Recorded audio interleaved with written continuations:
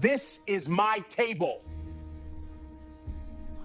You need to come with me now. What's this about? You are the biggest mistake of my life. 17 years in prison.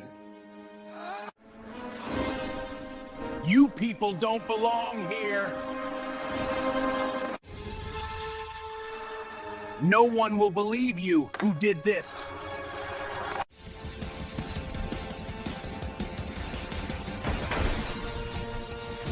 They thought they could humiliate a black man in an expensive silk shirt, dumping a plate of greasy food over his head in an upscale diner, and it would be just another ordinary day for a corrupt cop. They assumed he was just another target to break. But what Officer Harrison didn't realize was that the man he just attacked wasn't simply a new neighbor. He was the most decorated undercover operative in the FBI, and he was about to unleash a storm that would burn Harrison's entire department to the ground. In a world where a badge should represent justice, this time it was wielded as a weapon. But every lie, every cover-up, and every threat only fueled a fire that couldn't be extinguished. Where are you from? Tell us in the comments below. And if you're loving this story, hit that like button and subscribe for more.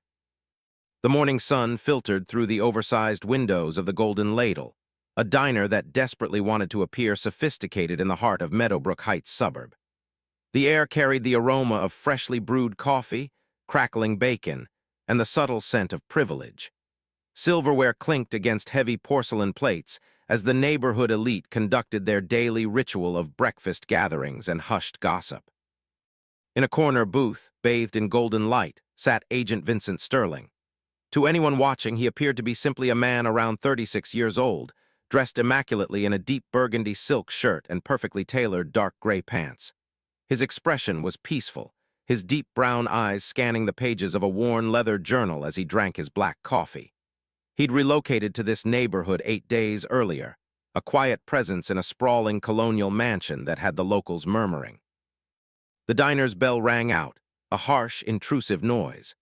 Officer Raymond Harrison walked in, his partner Diego Santos trailing behind like an obedient guard dog.